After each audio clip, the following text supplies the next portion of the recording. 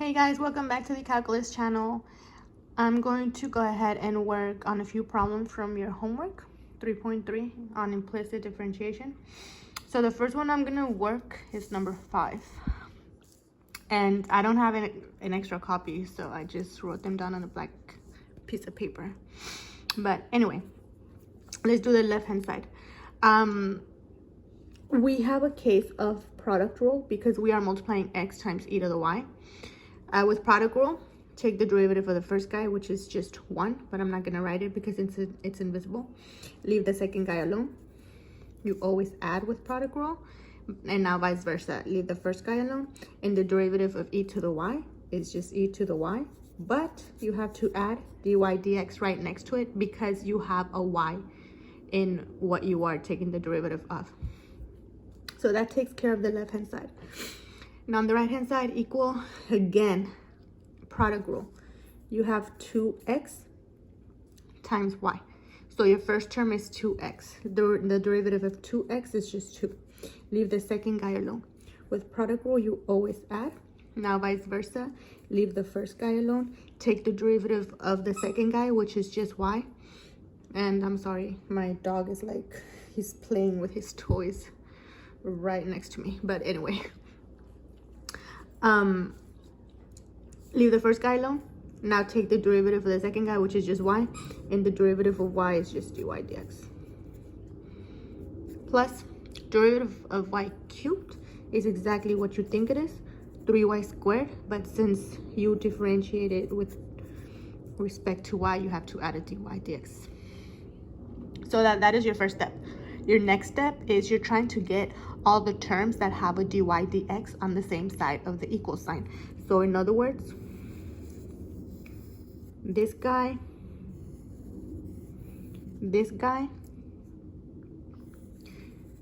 and this guy, okay? All those that I boxed in have to be on the same side of the equal sign, and this e to the y and this 2y need to be on the same side as well. It doesn't matter who you move, just as long as you do it correct, and as long as you remember, if you move one thing to one side of the equal sign, it just changes sign. So let's get started. I know that at the end of the day, I'm gonna end up factoring a dy dx. So I'm gonna go ahead and move this guy over, okay? So this guy, the only thing that's left after I factor out the dy dx is 2x plus 3y squared. Now this guy's gonna now become minus x e to the y equal, and this guy has to go here because it doesn't have a dy dx next to it. So that e to the y, you didn't do anything to it, and now this 2y will now become minus 2y.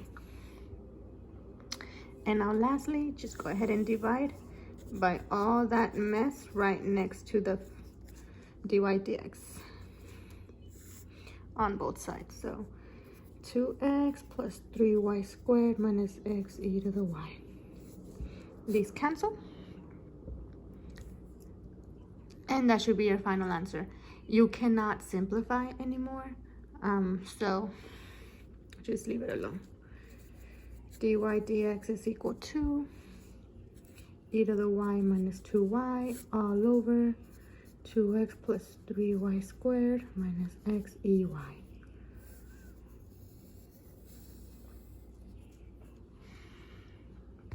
All right, now number 8. First of all, I'm gonna use that little acronym DISCO because I see that I have to differentiate cosine. It helps, guys. All right, let's do this guy. Product rule. This is my first guy, and the y is my second guy. So differentiate the first guy, which is just 2. Leave the second guy alone. Always add with product rule. Leave the first guy alone. Take the derivative of the second guy, which is just y. So dy dx. Now, you guys see how the cosine here, the derivative of cosine is negative sign because you're going backwards? Well, a negative and a positive makes a negative sum. And so I'm already going to change it to a minus sign. Pi is just a constant, guys, so leave it alone. And the derivative of cosine y is just negative sine y. but we already put the negative here, so I'm just gonna put sine y. Oh, see, I was about to forget one small thing, and that's my dy dx right next to that y. If you don't do that, you will get it totally wrong. Equal derivative of 2 pi is just 0 because 2 pi is just a constant. Now, leave the terms with the dy dx with them on the same side of the equal sign, and whoever doesn't have it, move them to the other side. Okay, and at the same time, I'm gonna go ahead and already factor the dy dx out. So I have dy dx is not equal to, oh my god, I'm sorry guys. I have dy dx. So from the first guy, the 2x is left, minus pi sine of y equals 2. Once I move the 2y over, it now becomes negative 2y. And lastly, I just have to get dy dx by itself. So divide by everything in the brackets. Same on the other side.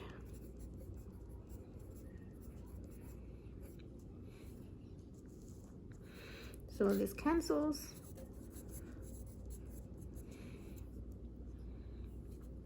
And here, nothing cancels. You cannot simplify, so just leave it alone. I have negative 2y all over 2x minus pi sine y. And that's my final answer.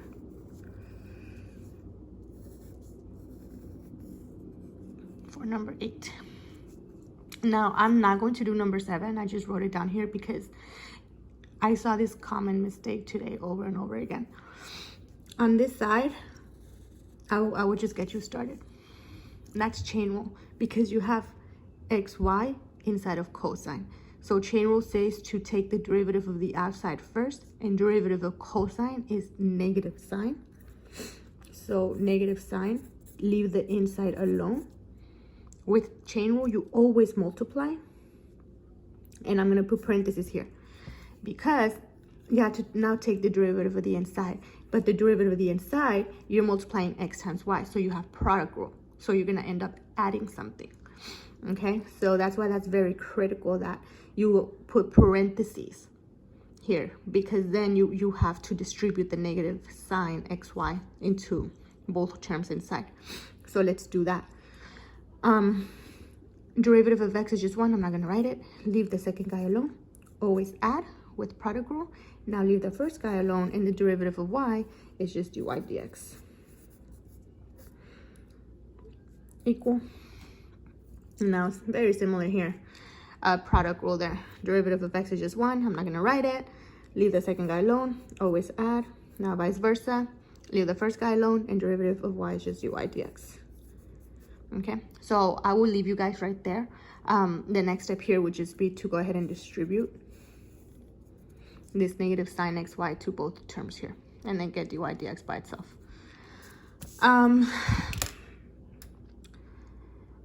And I think that should be it. Give me just a sec. Hey guys, I'm back. So the next one I'm gonna do is number 11. It was pretty interesting. So you are asked to write the tangent line and the normal line for this equation. Remember, a normal line and perpendicular line, they are the same thing. I'm saying that because I saw some other questions in your homework and I used the word perpendicular. It's the same thing as normal, okay? But anyway, remember, for these such problems, you always need two things, and that's a point and a slope. Well, here you're lucky because the point is already given to you, 2, 1. The slope is the dy dx at that point. So let's find it, okay? Let's do the first term. So we have x squared times y, which is a case of product rule. So let's take the derivative of the first term, x squared. So the derivative of x squared is 2x. Leave the second guy alone. Always add with product rule. Now vice versa. Leave the first guy alone. Take the derivative of the second guy, which is dy dx. Plus, now this guy. Another product rule. First term is y squared. Derivative of y squared is 2y. add a dy dx next to it, leave the second guy alone, always add. Now vice versa, leave the first guy alone, and the derivative for the second guy, which is just x, is just 1, but I'm not going to write it because it's invisible. Equal to derivative of any constant is 0. Okay, so now the terms with the dy dx in them stay on the same side of the equal sign, and all the other terms that don't have one, you move them to the other side. So I'm moving this guy over here and this guy over here. And while I do that, please remember they change sign, okay? At the same time, I'm also going to go ahead and already factor out a dy dx. So let's take care of the first guy with dy dx.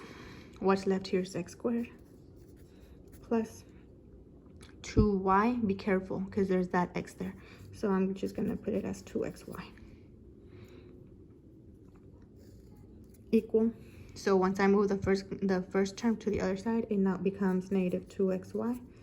And this guy on the other side is minus y squared. Okay, almost done. Now just get dy dx by itself. So divide by x squared plus 2xy on both sides.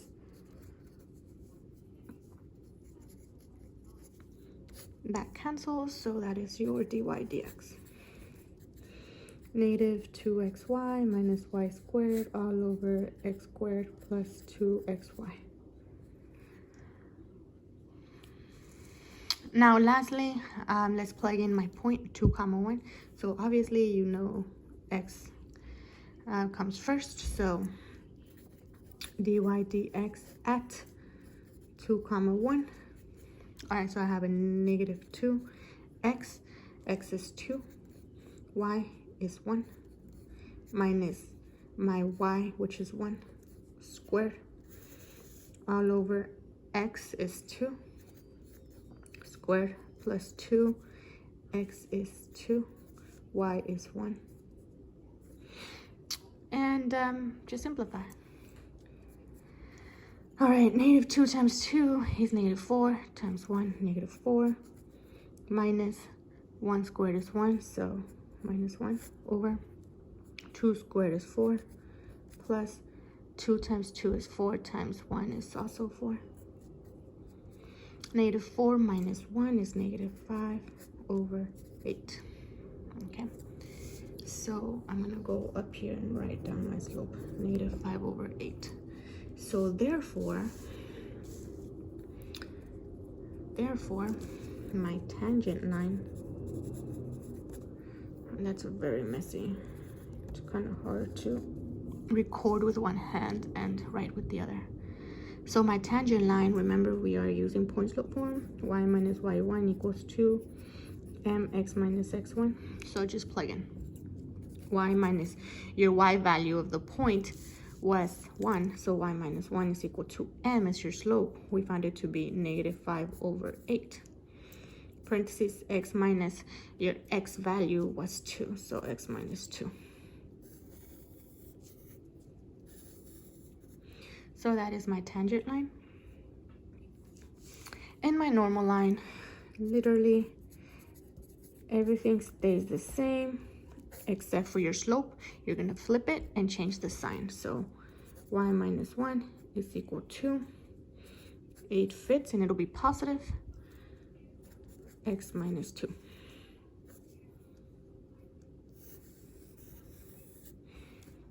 And that's number 11. I'll be right back to go ahead and do a couple more. Hey guys, so the last one I'm going to do is number 15 on your work. I'm asking for the second derivative, so let's start by finding dy dx first, right? Derivative of 5x squared is 10x minus derivative of 2y squared is 4y. Don't forget dy dx next to it.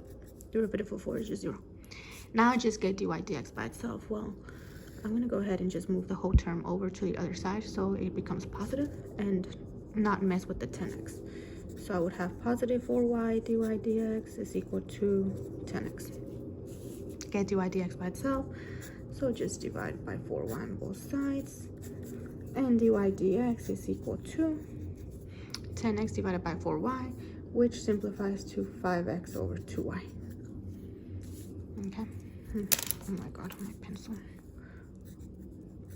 Now, write a couple of stars next to it, because remember, you're gonna end up plugging that back in.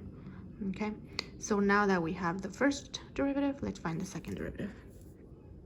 So d2y over dx2, quotient rule, low d high minus high d low, all over low squared.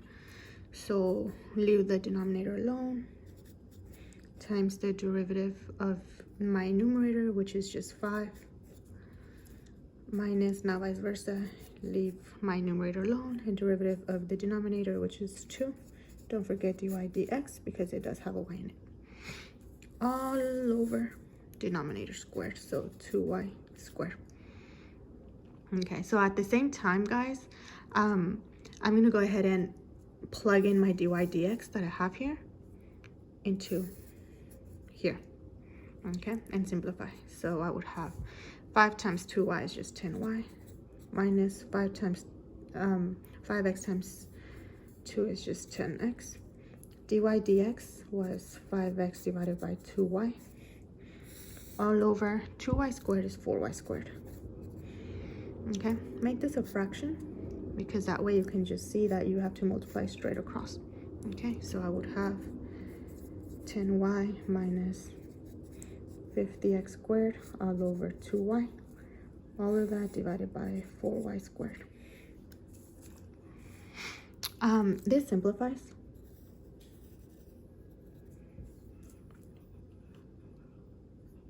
$50 divided by 2 is 25, so that would be 10y minus 25x squared over y, all over 4y squared. Okay.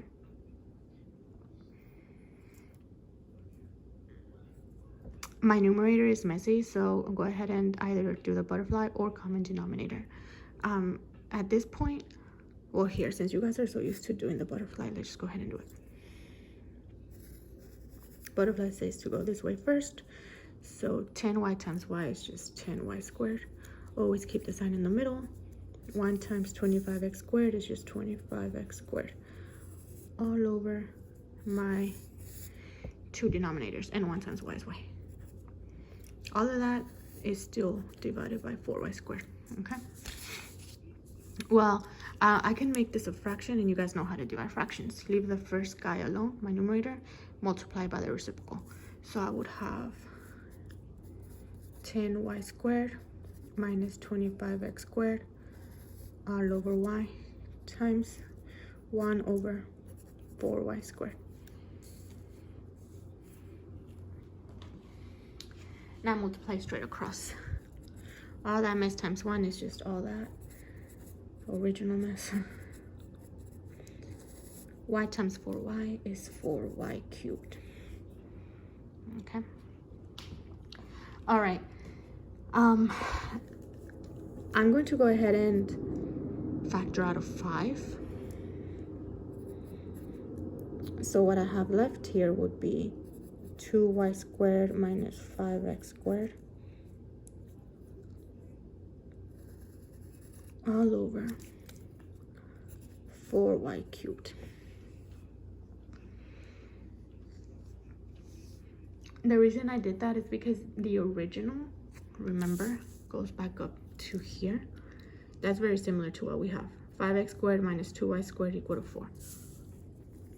Right? We have 5x squared minus 2y squared equal to 4. Well, the only thing we have different is their order. So if you factor out a negative, you would have negative 5 parentheses 5x squared minus 2y squared all over 4y cubed. So now 5x squared minus 2y squared is exactly what we have here in the original. All of that is equal to 4. So we can just plug in 4 in the parentheses, and 4 times negative 5 is negative 20 divided by 4y cubed. And you can further simplify that, because you can divide both negative 20 and 4 by 4. Negative 20 divided by 4 is negative 5 over 4 divided by 4 is just 1. And I'm not going to write it. So the only thing that stays is y cubed. And that's my final answer. So that one was hard just because from here, a lot of kids wouldn't be able to see that you can kind of manipulate this to your original so that you can plug back in and further simplify. So I hope this helped you guys. I will see you on Wednesday. Bye.